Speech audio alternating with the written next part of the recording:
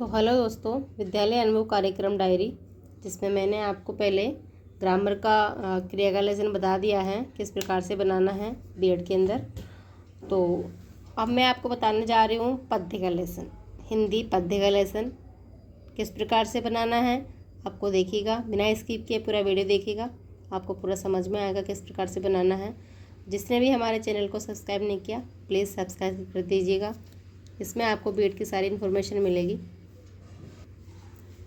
तो मैंने हिंदी पद्य के अंदर रहीम के दोहे बनाए। तो रहीम के दोहे के अंदर जैसे हम सबसे पहले शिक्षण उद्देश्य लेते हैं, तो शिक्षण उद्देश्य के अंदर हमारे ज्ञानात्मक, अर्थग्रहण, अभिव्यक्ति, ज्ञानोपयोग, कौशल, अभिरुचि, अभिवृत्ति, श्लाघा, ये 8 पॉइंट होते हैं पद्य के अंदर। तो मैंने इसके अंदर एक एक पॉइंट ही लिखा है, हो सकता है आपको पूरा दिखे भी नहीं क्योंकि एक एक पॉइंट है, जगह कम है, इसलिए मैंने शॉर्टली लिखा है। विस्तारित पूर्वक मैं आपको बता देती हूँ किस प्रकार से लिखना है। तो देखिएगा विशिष्ट उद्देश्य जो आपके हैं उसके अंदर सबसे पहले ज्ञानात्मक है। ज्ञानात्मक के अंदर आप फर्स्ट पॉइंट लेंगे भाषा तत्व का ज्ञान, जिसके अंदर आप लिखेंगे विद्यार्थी रहीम के दोहों में आए विभिन्न शब्दों के अर्थ का एवं भाषा का प्रत्यास्मरण व प्रत्याभिज्ञान कर सकें। इसी प्रकार से सेकंड पॉइंट विषय वस्तु का ज्ञान, तो इसके अंदर आप इस तरह से लिखेंगे। फिर आपका सेकंड पॉइंट आता है अर्थग्रहण, जिसमें सुनकर और पढ़कर अर्थग्रहण करते हैं बच्चे। फिर अभिव्यक्ति आती है थर्ड पॉइंट पे, जिसमें मौखिक और लिखित रूप से आप अभिव्यक्ति करेंगे बच्चा। उसके बाद आपका आता है फोर्थ नंबर पे ज्ञानोपयोग। तो ज्ञानोपयोग के अंदर 2 पॉइंट आएंगे। उसके बाद में 5वां नंबर आता है आपका कौशल। कौशल हमारे 4 होते हैं, सुनना, बोलना, लिखना, पढ़ना। तो सुनना इस तरह से लिखेंगे, बोलना इस तरह से लिखने में आएगा। ये देखिए, अच्छे से देख लीजिएगा।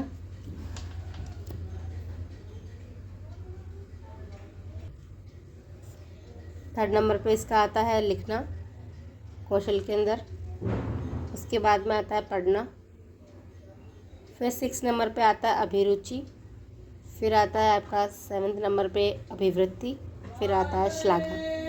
तो इस प्रकार से आपके विशिष्ट उद्देश्य, इसमें जो शिक्षण उद्देश्य आते हैं वो आपके इस तरह से कंप्लीट होते हैं 8। इसके बाद में देखिए शिक्षण उपागम आप लिख सकते हैं, मूल्यांकन ही आएगा। शिक्षण विधि आपकी व्याख्या विधि रहेगी। प्रविधि के अंदर आप प्रश्नोत्तर विधि लिख सकते हैं, यही रहेगा इसके अंदर, क्योंकि प्रश्नों के माध्यम से ही हम इस पूरे लेसन को पढ़ेंगे।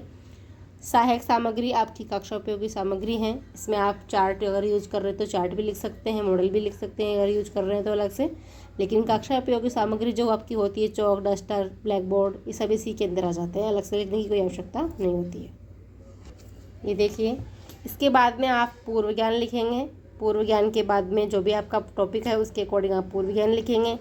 फिर आपके प्रस्तावना प्रश्न आएंगे। प्रस्तावना प्रश्न के अंदर आप रहीम दास जी का जो दोहा है कोई सा भी लेकर के आप उसके अकॉर्डिंग क्वेश्चन कर सकते हैं, उसके अंदर से ही।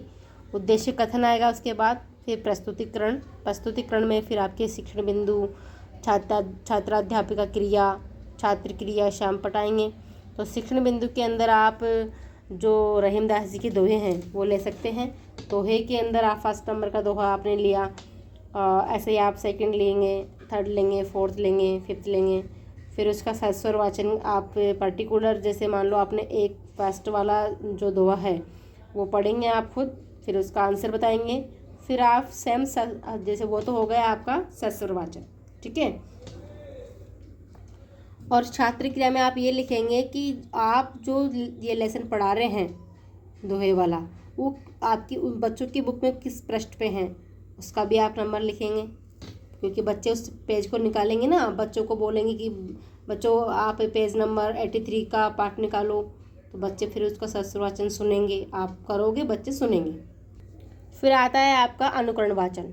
इस प्रकार से पर्टिकुलर सभी 1 2 3 4 जितने भी आप श्लोक ले रहे हैं, ज़रा आपको 4 से 5 ही लेना है, ज़्यादा नहीं लेना है इसके अंदर, क्योंकि फिर चैप्टर आपका बड़ा हो जाएगा, जगह इतनी है नहीं। तो आपको 4 दोहे ज़रा लेने हैं, सबसे ज़रा, बस ज़रा से ज़रा। फिर आप जैसे आपने एक दोहा बोला उसका अर्थ बच्चों को सुनाया। फिर उसके बाद में आप अनुकरण वाचन करोगे, बच्चों से किसी बच्चे को आप खड़े करोगे और उससे वो दोहा जो आपने बोला उसको सुनोगे उनसे। बच्चों से, तो आप पर्टिकुलर सभी दोहों को इस प्रकार से आप पढ़ के उसका अर्थ दोगे, फिर बच्चा उसको पढ़ेगा। इस प्रकार से आपको अनुगण वाचन करवाना है। तो बच्चा भी उसको अपने सुर लय ताल में जैसे आपने बताया उसी प्रकार से उसको बोलेगा। फिर आप अशुद्धि संशोधन करवाओगे कि कोई वर्ड ऐसे आते हैं दोहे के अंदर जो बच्चों को नहीं बोलने में आते हैं, अशुद्ध लिखने में आते हैं, बोलने में आ रहे हैं, तो आप उनको 4-5 वर्ड आप उनमें से बोर्ड पे लिख सकते हैं। फिर उसके अंदर आप भावबोध प्रश्न करोगे। तो भावबोध प्रश्न आप किस में से करोगे, जो आपने पढ़ाया है उसके अंदर से 3 क्वेश्चन लेने हैं। 3 क्वेश्चन बहुत है, उन क्वेश्चनों के आंसर बच्चे देंगे और फिर उन क्वेश्चंस को आप ब्लैक बोर्ड पे भी लिखेंगे जो बच्चे आंसर्स दे रहे हैं ना उनको, और अपने ब्लैक बोर्ड शीट के अंदर भी लिखेंगे जो बच्चे आंसर दे रहे हैं।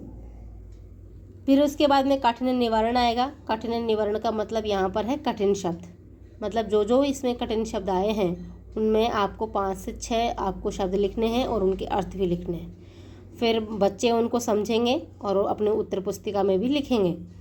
साथ ही ब्लैक बोर्ड पे आपको ये कठिन शब्द जो है वो आपको ब्लैक बोर्ड पे लिखने हैं, ठीक है, ताकि बच्चा उनको देख देख कर अपने उत्तर पुस्तिका में लिखेगा। फिर उसके बाद में बच्चों से आप बोलेंगे, सारे बच्चे मौन वाचन करेंगे। मौन वाचन करने के बाद में आप विचार विश्लेषण प्रश्न करेंगे। ऐसे प्रश्न करेंगे जो विचार करके बच्चा उसका आंसर दे। जैसे 100 बार रूठ जाने पर भी किसे मनाना चाहिए, तो ऐसे आप कुछ 3 क्वेश्चन करेंगे, फिर बच्चे उनके आंसर देंगे।